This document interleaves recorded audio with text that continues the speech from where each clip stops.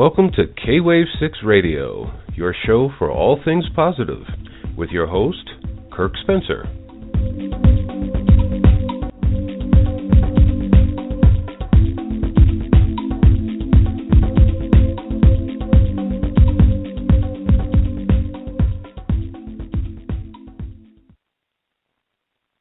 Good morning, and welcome to K-Wave 6 Radio. I'm sorry about all the craziness that's been going on here recently, but it's been a weird last week and whatnot.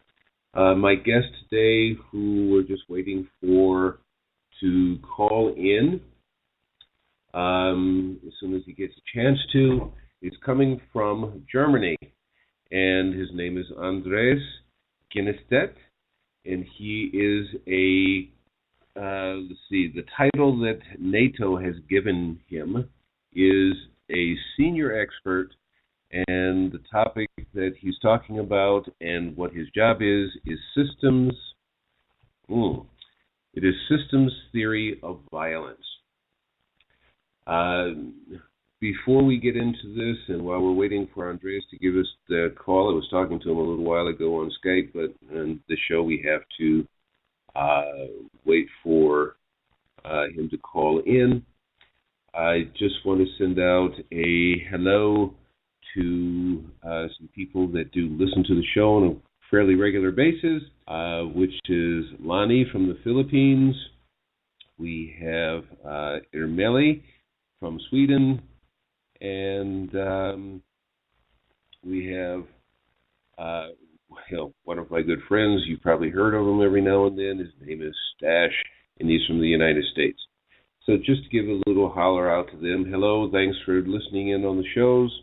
And if you'd like to have your name called out on the show and just your general location, send us an email at kwave6 K-Wave 6 Radio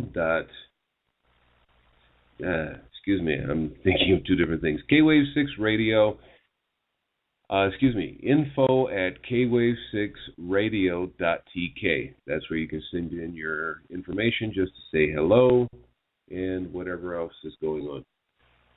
Let me take a moment here and check a few things, and we'll see if we can get Andrés on the line here real quick.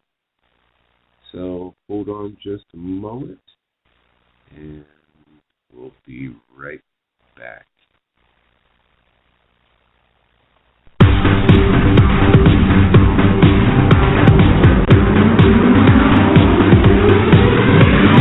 freedomtalkradio.co.uk. This is the most diverse, most amazing, one of the funniest radio stations you could ever listen to on the internet. I've heard so much stuff from the ups, the downs, the lefts, the rights, the politics, the non-politics, the schmolitics, whatever you want to call them. It's great.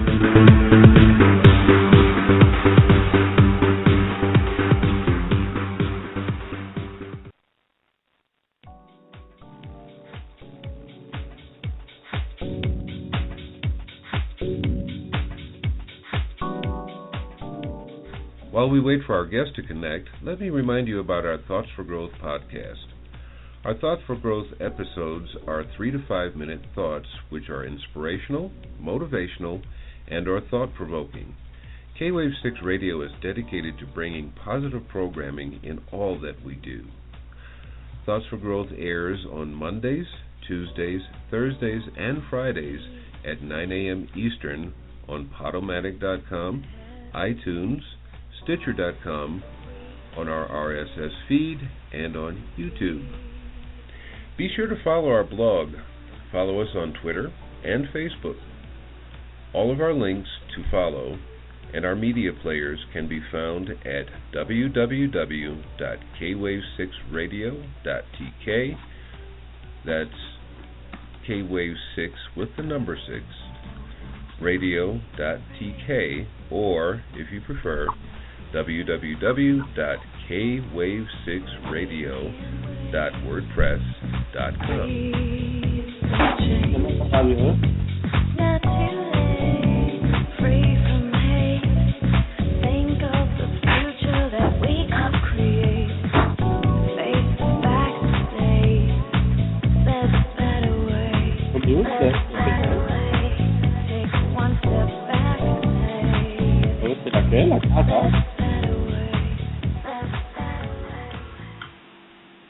Okay, and we are back. And yes, we do have Andrés on the line. So welcome to the show, Andrés. Welcome, Kirk. Thank you for inviting me. Oh, it's definitely my pleasure. I told a little bit about you before we got you on the air, but I also want to tell our listeners that you are calling in from Germany, correct? Yeah, that's right. I'm calling in from Germany, where I'm living, and right now staying since the last 2 years. We have been living previous to that time in Spain for 10 years. We moved up to Germany because it's closer to Brussels, and I was so often called into NATO sessions or other European committees that it made no sense to stay in Spain. Yeah, much prettier, but, well, that's my opinion anyway. But, yeah, I can understand that. It's like moving closer to work so you don't have to commute there so often or so far. Yeah, so far. I mean, whenever I'm being asked why I'm doing this work and also working in these committees of NATO and European Security Defense Agenda and other European agencies, people wonder why I'm not being paid for the work I do, and I say it's a honorific, it's something you do for free, and you do it because you're being called on duty, let's say. It's a voluntary work that we do, and it's just part of being an active political citizen. That's all. Yeah. Before we move on, I do want to tell our audience that Andrés has agreed to do more than one show, so this is his introductory show. And also today we're not going to take any chat or calls in. We'll do that next year. We'll probably try to get Andrés to come back in January of 2015, and we'll continue on with the conversation from there. But today is just his introduction. He has a lot to tell us, and trust me, you're going to find all of this very interesting. But anyway, Andrés, tell us more about your position and your title as senior expert in NATO with the title of Systems Theory of Violence. Tell us about that, if you would. Yeah, that is something that happened the following way. I have been interested in violence in the same way I have been interested in exactly the opposite, in life and beauty, because I've been working as an artist and as a sociologist, and in both jobs, as an artist and as a sociologist, I saw that people were looking very much at the bright side of life and very little at the dark side of life, and I got very interested into it. So I made a in-depth research about violence and about the nasty and dark aspects of life. And the research I made was based on empirical research. An example, studying the lives of rape and sexual abuse victims. And I did that because I needed to understand how it comes that such a dark reality is possible in such huge amounts, in considering that it is widespread all over the planet, that it's the most common form of violence of all times, and that is so massive, and it has massive consequences in real life. So if you read, for example, medical books about rape and its consequences, which were written in the 90s, in these books you can read that sexual violence in form of rape and sexual abuse is as bad or as dangerous as torture or as concentration camp internment. And I was wondering how comes that such a deep violence that is so dangerous can be so widespread? What is the cause of it? So when I started making this research, I came out with very good conclusions, and I just wrote them down and then had few conferences at university. And what happened is that in the year 2005, the military decided that they needed to talk to me. And then they simply asked me in for conversations. And the first conversation we had went for 5 days. And in these 5 days, we discussed everything through and also made some agreements. And this is what we're working on. We are now working on agreements that we made in the year 2005 that are set for 20 years. So we will, end this work in 2025. And I hope that the results will show up in a much stronger way than they do now already.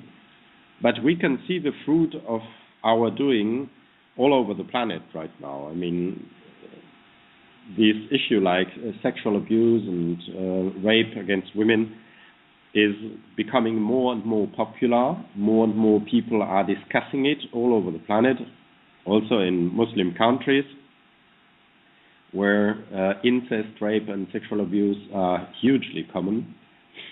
And right, before you go on, let me ask you this, if you don't mind. It's just going to be a continuation of what you're talking about, but let's go down a different street for a moment.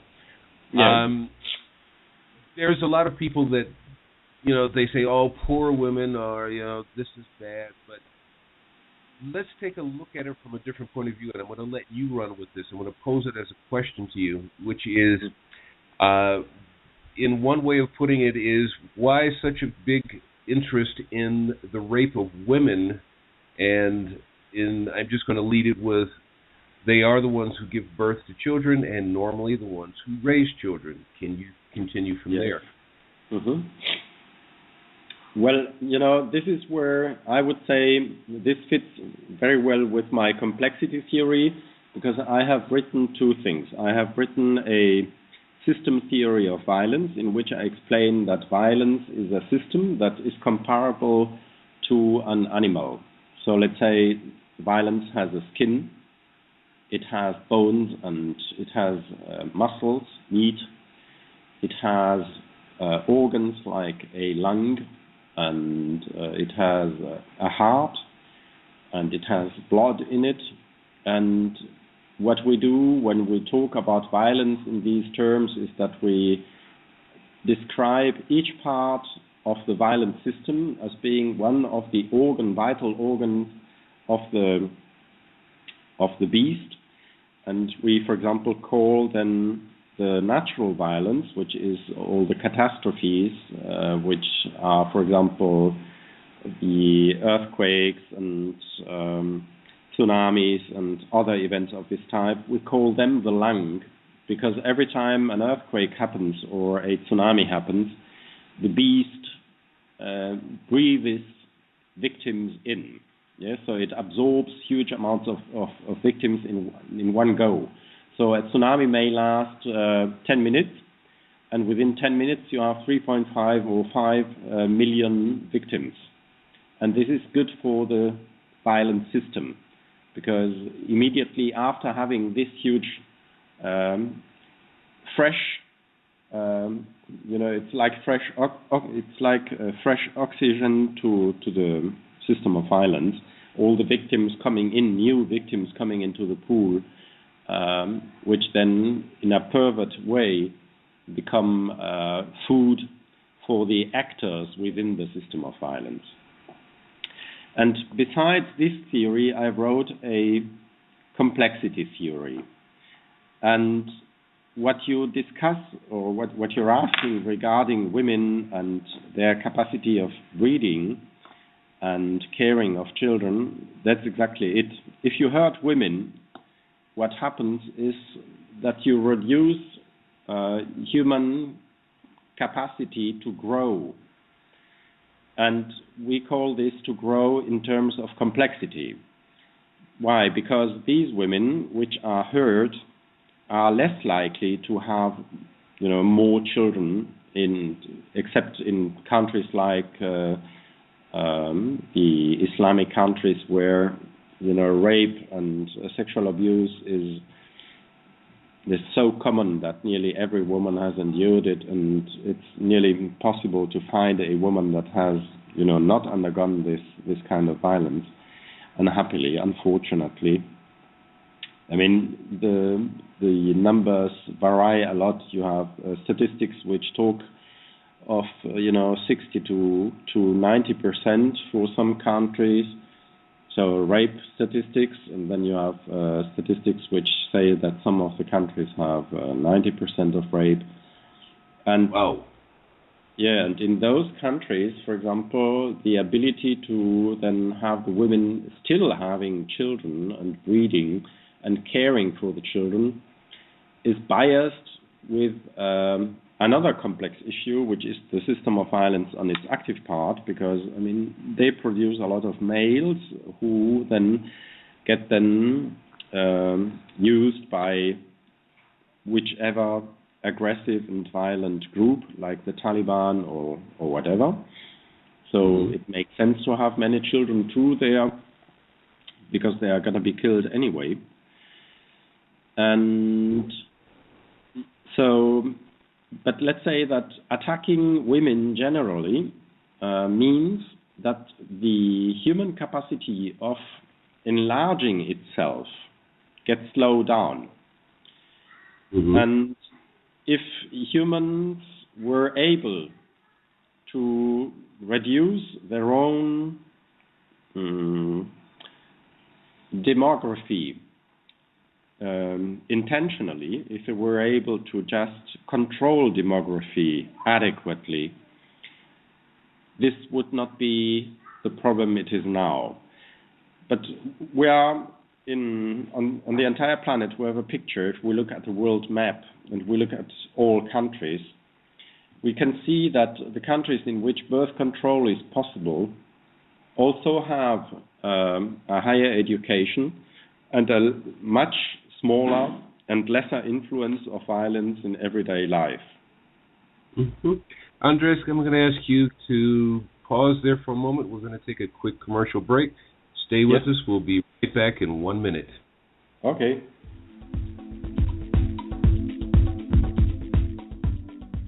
Hi, this is Lisa Avebury, and I am with Sacred Introvert Retreat Tours. We're heading off to Glastonbury this May, and we hope you'll join us. So check it out, sacredintrovert.com. And I'm at K-Wave 6 Radio, and I'm feeling super honored and blessed to be here. Have a beautiful day. Are you ready to put an end to thinking about how you wish it were and take action? Take this step to find out more by going to coachingbyria.com, and you can receive your free consultation session with Coach Ria. Coach Ria is a certified professional life coach with a passion to help make the difference in the world.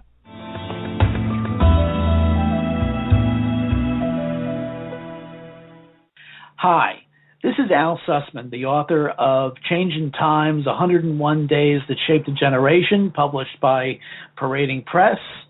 And you're listening to the always interesting Kirk Spencer on K-Wave 6 Radio.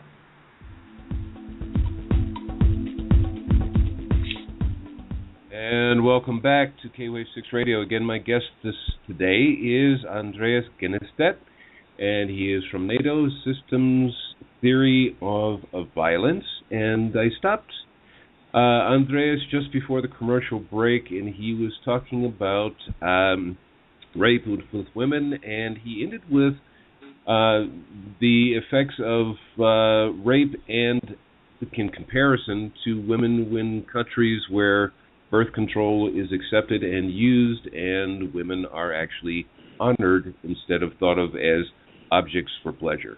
So if you will, Andrés, can you continue from there? Yeah, I think that it's very important that we make a distinction.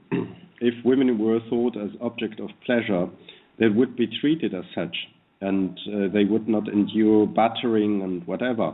I think that they are more treated simply as possessions. Sometimes they are less worth than a dog. And this is because people, have a misconception. They often think of rape in terms of being something sexual. It's not at all. It's something that has to do with power and wanting to have the power over the other. Because what is true is that if you induce fear in such a profound way in a person by raping her, you really can dominate her and get her to make exactly what you want anytime. It's a perfect way to have people under control. And the more people are living in hierarchic societies in which power is decisive and not in which cooperation is decisive, the easier it is to fall than for solutions like rape as means to control population and to control, obviously then male population controlling female population, and as to have at least some power which is secured. So this is not an easy talk, and this is part of what we do in systems theory of violence. We study exactly all these biases and all these connections. And we study how the system of violence is meshed into life, and the way it is meshed into life determines then the way human beings act all over the planet and all over times. And this is really interesting. It's really, really deeply interesting, because when we talk about the system theory of violence combined then with complexity theory, we see that human beings show up with behaviors every day, and that these behaviors can be designed in mathematical terms. So we found out that, for example, certain tribes in the Amazonas river zone in Brazil exist now for maybe 10,000 years. And for 10,000 years, they have always been more or less 200 people. So maybe if one dies, there are 199, 198. But then one or two get born, and there are again 201, 202. But in average, for 10,000 years, they stay like they are. They live in exactly the same region for 10,000 years. They talk exactly the same language, more or less. They have some evolution, but not much, because all they need to talk about, is there in the woods in which they live. Their daily lives, So, and that expressed in mathematical terms is a linear pattern. So it's a straight line that goes straight for 10,000 years. 200 people for 10,000 years with little variations. And then we have populations that develop in other mathematical patterns, which look like a bell curve. And this is, for example, good for civilizations or groups of people who get born, have a huge development, and then slowly die out, fade out, and disappear. I don't know if Native Americans could be described in that way. Could be. It could be that Native Americans, for example, could be described in a bell curve. And we have then other populations which are described in what is called a oscillating function. A oscillating function is made of an exponential growth, which is a hyperbolic curve. You end up at the top of the curve at a point which is called entropy, and then you have a straight line which goes down. And an oscillating function is made of a huge amount of these curves which go up and down, up and down, up and down, up and down. And every time they go down, they have to go down. You have to understand that this going down is violence. All of it is complete destruction. So every war every financial disaster, also, the economic crisis, are part of it. So violence plays a key role within humanity right now, because humanity is not facing the issue of deciding about which mathematical pattern it wants to follow. If humans were in a condition where they decide, okay, we do not want an oscillating function because that means that we're killing and hurting people all the time, if they would say we want a soft sinus curve, for example, which would be a good alternative, then if they went for a sinus curve, violence would not be requested anymore as part of life patterns. And that has huge implications, because imagine what a society would look like without all the police, without all the hospitals, without all the pharmaceutical industries, etc., etc. Yeah, I mean, it's huge. The implication is huge. So, Andrés, before we go into another break, which is going to be at about 5 minutes, can you address something here just as a question, because it seems to be going along your line?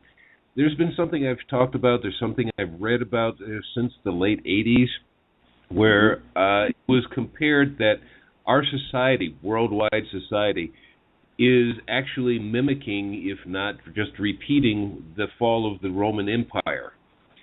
Do you find there is any similarities between the two, us and them from centuries ago? Yeah, but only in parts.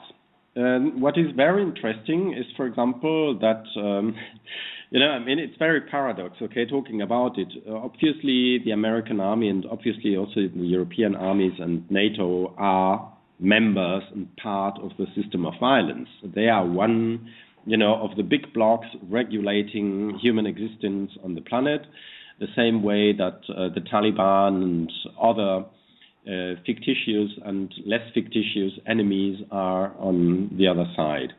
So in some ways, it is very paradox to see that army members were the first ones talking to me, wishing to understand what I'm explaining, and trying to adapt it to their own system. So, yes, there is a big part of humanity that is racing towards this end of the empire, but I would say that this is an issue which is depending on critical masses.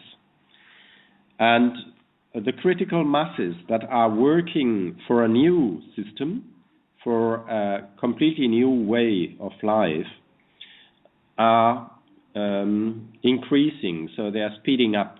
It's a dynamic process, and I see that there is a huge portion of humanity that is moving away of this downfall of the empire.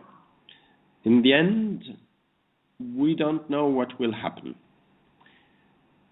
but it could be that the empire simply implodes because nobody is interested anymore in it. That'd be interesting. Yeah, I think so too. That so really let me ask. Yeah, that'll be interesting very much.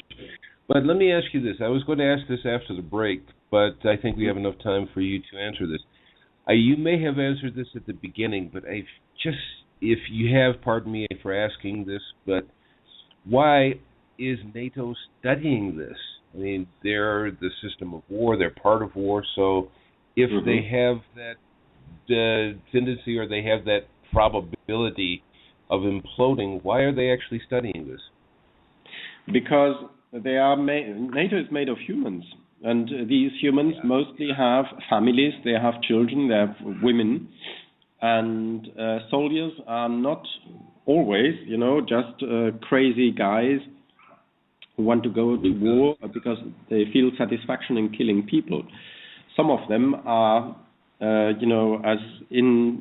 sensitive and as intelligent as any other normal person, and they are dedicated to life too, and they want to understand why they are fulfilling the role that they are fulfilling.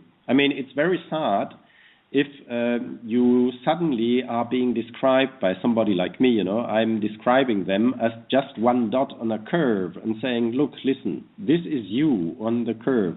Do you see it? What you've done is right now pushing the line down. You see, you've just added one more dot. And your buddy here, your other soldier, which is working with you, has done exactly the same. And I mean, it's a sad issue to see that somebody is able to understand what you're doing and not being able to understand it yourself. I think that it's very reasonable for soldiers to wish to understand what is the system of violence, which is what is driving them. Yeah, because there is no reason to wage a war against humans, against other societies, which is a crazy thing to do, if the real enemy is not them. Yeah, what we found out is that the real enemy is not the Taliban, is not for the Arabs then Israel or ISIS. It's not that. The real enemy is the system of violence.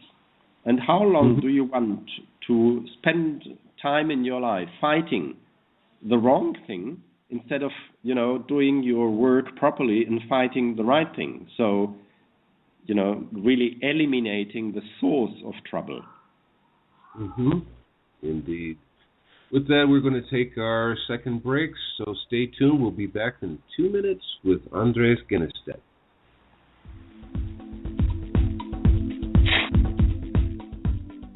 Hi, this is Batzion Saskain-Sachs of www.bat-zion.name, N-A-M-E. You're listening to K-Wave 6 Radio with Kirk Spencer. Hi, this is Pat Kammer, author of Love's Voice Changes You, Book 1. And I now have Book 2, which is called Hello Awesome, Message from Spirit in Pat's Patters. Buy your book from Amazon.com.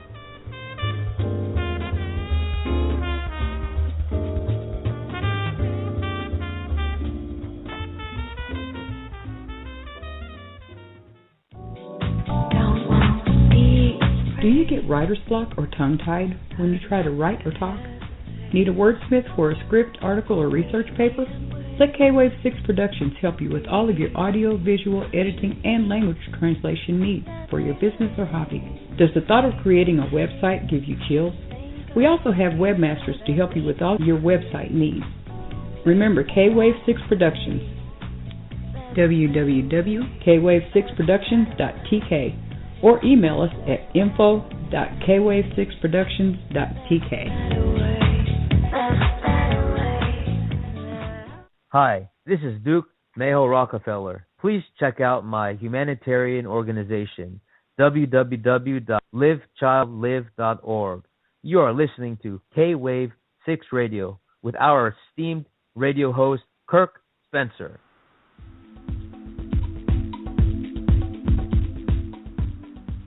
Oh my, esteemed all less.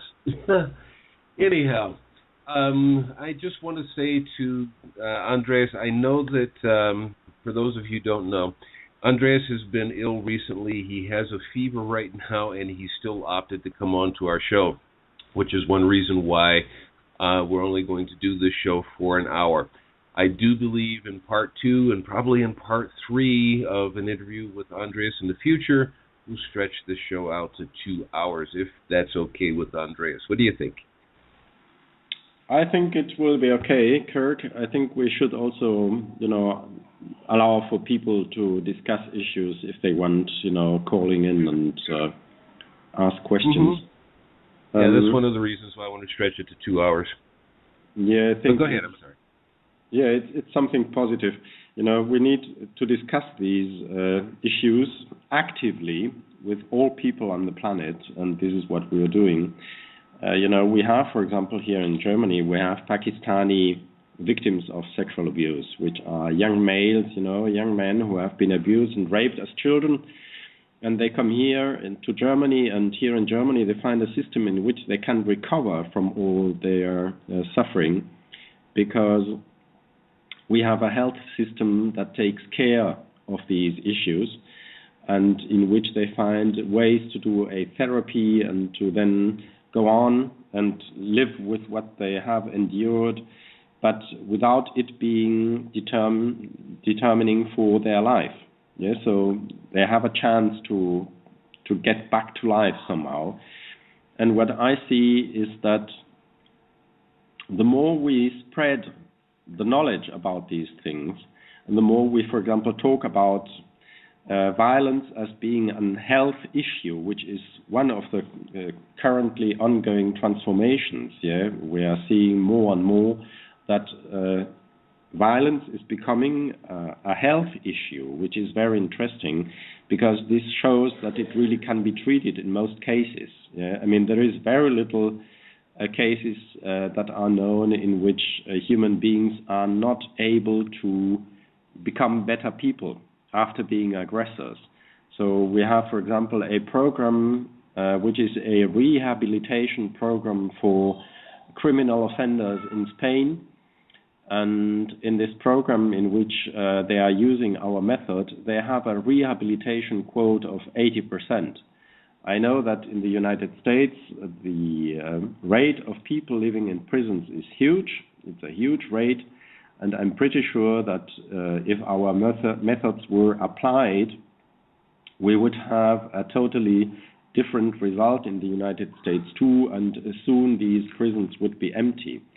But for this to happen, it's not sufficient if, for example, our program gets applied within the prisons. You need the public to be aware of what is going on. You need the public to be aware of the fact that, in example, violence is being transformed into a health issue. This is very important, because it's a completely different way of talking about reality, and it's a completely different strategy. Yeah. I have a thought that just came to mind. I'm sorry, I probably was a little dreaming here. But you were talking about how system or violence is brought in, and that is the actually say the incubus of a lot of the problems that we're suffering today. Yes. Let me ask you this question, because you did bring up the Native Americans. Now, in these countries, and I'm talking about the colonial era, a lot of these countries, as you're saying, they were living life on a linear stage. They get up, as you said, as an example, 200 people, and they would fluctuate a little bit over and under 200 people, but on the average, it would hold to 200 people. Yeah. In these countries, before colonization came about, these countries didn't have a prison system and all of that that we experience today. So how do you express or understand, how should we understand the, I could say the transport of a violent system into what was then considered to be the New World? Well, this is a very, very interesting question, Kirk. This really becomes now an interesting discussion at this point, because the introduction of the system of violence came with the colonizers, so the white population, mainly white male population, so the conquerors. And they had the system of violence very much bred in, and very strictly bred in even. And they didn't have this kind of need, like you said, prisons. They didn't have social inequality, for example, like we have. And this is because they were always in touch with Mother Nature. They were very closely tied to Mother Nature, and they were not, let's say, separate. They had not lost everything that is bounding us to Earth. So the more people are bound to Earth, are close to nature, the lesser they fall for other complexity patterns. So oscillating functions, which are then including violence and entropy.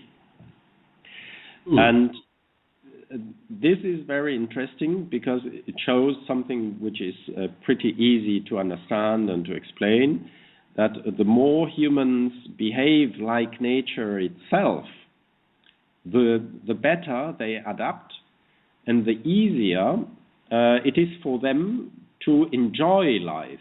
Because if you are bound to nature, if you are really connected to Mother Earth, you can enjoy life. You know, it's very simple. You don't need a Porsche, a private jet. You don't need these things in order to be happy. What you need in order to be happy is to be sitting in the sun for a while and enjoying the beauty of the sun going down or the sun coming up. Yeah, that's what creates happiness. And for this reason, I think that this needs more discussion and more profound discussion. I don't know, I'm not sure here, you have to tell what you want to hear, you know, whether we should go into it deeper, because we want to discuss the other side. We want to discuss the system of violence and why it is there and what it does and what are its components. But I don't know. You let me know. What is your thought? I would love to continue it today, but for two reasons. I've only booked the show for an hour today, and I don't want to push you because I know that you're still running a fever. So I want to let you get back to recuperating, and we'll continue this next month on our next show, and we'll stretch it out to 2 hours. If you feel, I think we can stretch the show out to 3 hours. I don't know. We'll have to check.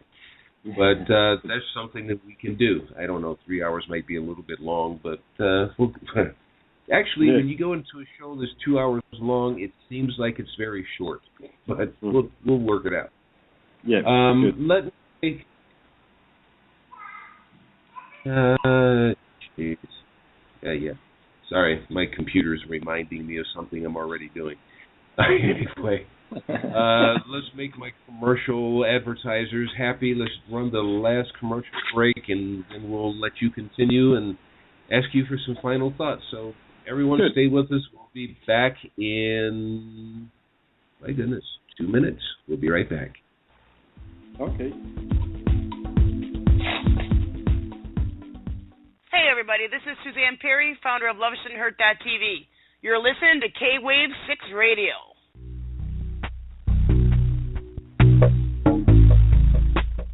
Hi, this is Amy Young of JSJ Phone. We are providers of junior iPhone, iPad, iPod, also Samsung, Sony, Nokia parts and accessories at very good quality and low prices. We sell to individuals, and companies have 3 to 5 days delivery time by DHL or UPS. We do delivery in 24 hours after payment confirmed. For more information, see our website www.jsjphone.com www.jsjphone.com. Contact me, Amy Young, mailbox emy@jsjphone.com or by phone 0086 13418696395 by Skype emy.yang2012.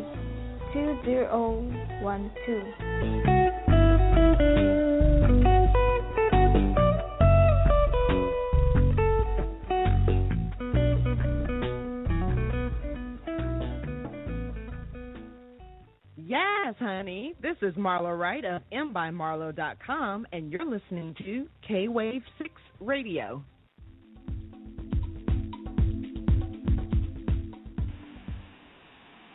Hello and welcome back to K-Wave 6 Radio. I'm not going to go through any long introduction. We're back with Andrés Ginestet, senior expert at NATO on systems theory of violence.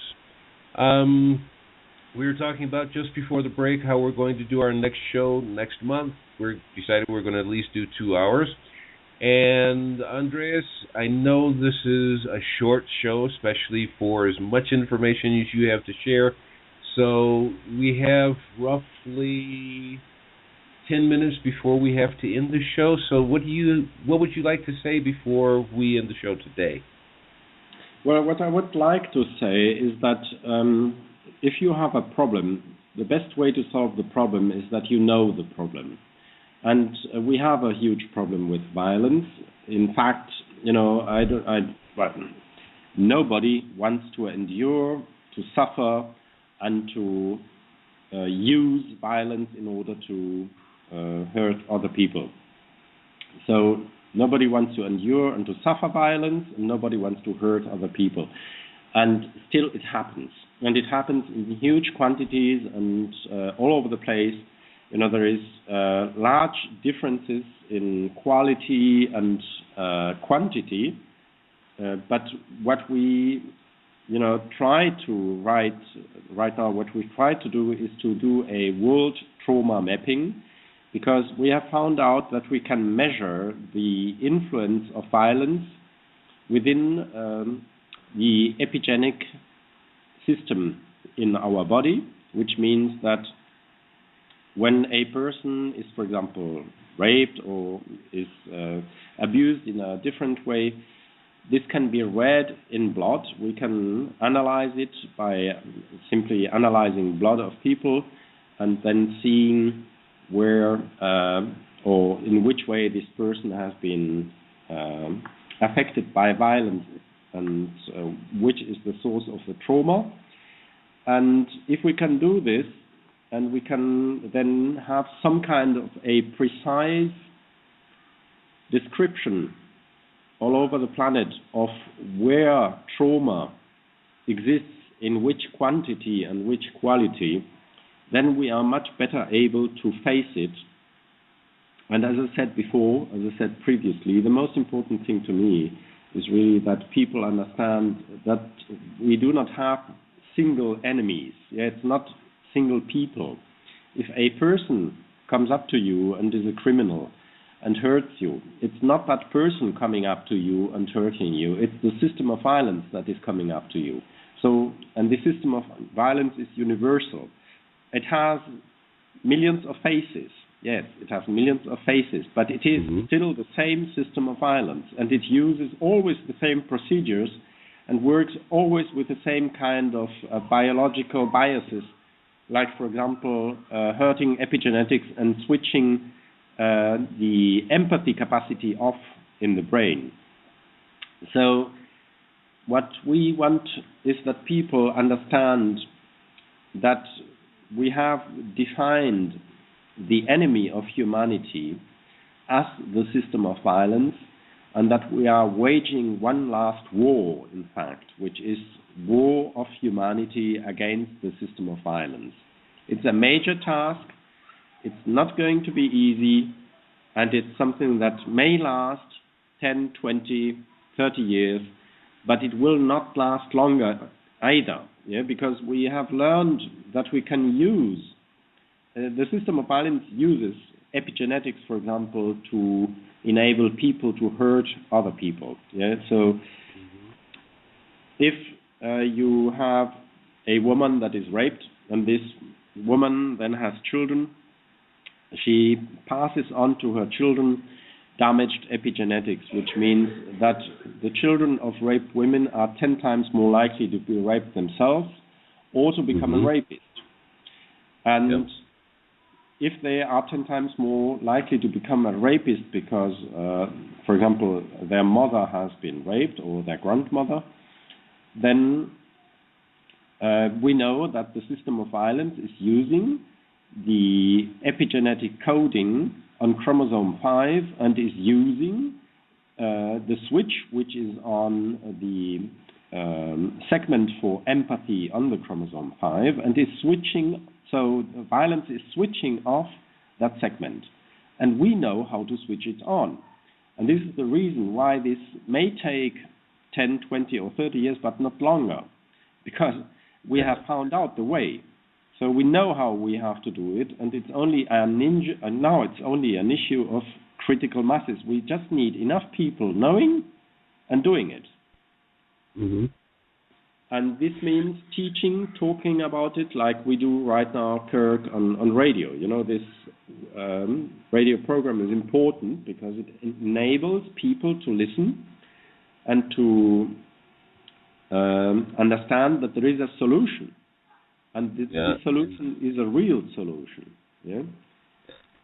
And as you were saying earlier, because we're going to, in future shows, allow people to call in and talk about it, we can talk about it openly and honestly.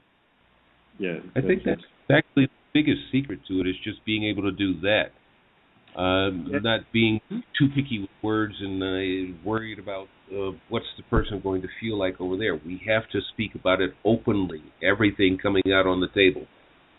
Yeah, exactly, because everybody on planet Earth has at some point inherited bad epigenetics, because there is hardly a single human being on planet Earth that has not some violence in its biography. Yeah. So even I myself, for example, I'm a third generation European World War II epigenetic inheritor. Yeah. So my grandfather was at war. And my grandfather was at war and was sent, because he refused to fight. He was a Catholic person, and he was not accepting, the rules of war. He was sent as punishment. He was sent to the Russian front, to fight the Russians at some point. And he was then made prisoner and came back in 1951 from Siberia. Oh. And if you look at this, this is my story, this is my family, it's my grandfather. And the other grandfather had no problem at all. He was working in the city, and he was just working in public administration, so he was needed and he didn't endure anything, but the other one did. And this puts us in a situation in which one half of mine my grandfather in Siberia had a trauma. He came back with that trauma, and that trauma was passed on to the family, and the family had to endure the war, and my mother had been born just before the war went out, and their home was destroyed. So she also has endured trauma. Yeah, and I have inherited the epigenetics, which in some ways affect my entire life and all my behaviors, because it is written into my genes. I should expect a war to happen. Yeah? Epigenetics are designed in such a way that they prepare the next generation for what may come. And if the first generation goes through a war, the second, the third, the fourth, and the fifth generation need to have that imprinted in their blood and in their genes as to prepare them for a war that may happen. Mm-hmm. Yeah. Now, even if that war doesn't happen, then it is better. But if the war did happen, I would be prepared to do the same that my grandfather did and fight. Uh-huh. Yeah. Otherwise, I wouldn't, because if I'm in a totally peaceful environment, I'm not prepared to fight a war. And there are civilizations which were like that, and they have disappeared because one single encounter with a worrying tribe or let's say invader that then has the intention of fighting, if that invader meets a population that is not ready for fight because it simply doesn't have imprinted in its genes the option and the possibility, then it's taken over pretty easily and pretty fast. It's one visit. Okay, Andrés, this is one of those subjects and one of those times I really hate to cut people off, but we only have about a minute left. Do you have any final words you'd like to throw in to us for the maybe 30 seconds? I know, it's a short time. Well, just hope, just hope. What we need is to understand that since we have understood all these problems in a technical way, we're capable of solving them, and what we need is hope. Hope and just the will of doing what is best for us. And I just suggest to people, try to be happy, and let's try to make it together. Indeed. Well, thank you again for being here, Andrés. We'll talk a little bit. Matter of fact, after the show, I'll give you a call back. And thanks, everyone, for being here. Stay tuned with us. We'll let you know when Andrés will be back next month, and we'll give you more information about that soon. In the meantime, thanks for being here, and here's our closing. As we close today's show, I want to thank you, the listener, for being with us today. Also, we ask that you follow our blog, Twitter, and Facebook links, and our Thoughts for Growth episodes, which air on Mondays, Tuesdays, Thursdays, and Fridays at 9 a.m. Eastern. Links to follow us and to our media players can be found at www.kwave6, that's the number 6, radio.tk. Once again, that's www.kwave6radio.tk, or if you prefer, www.kwave6radio.wordpress.com. Also, check out what's happening at Freedom Talk Radio and SETV by visiting their site at www.freedomtalkradio.net. As always, all the best.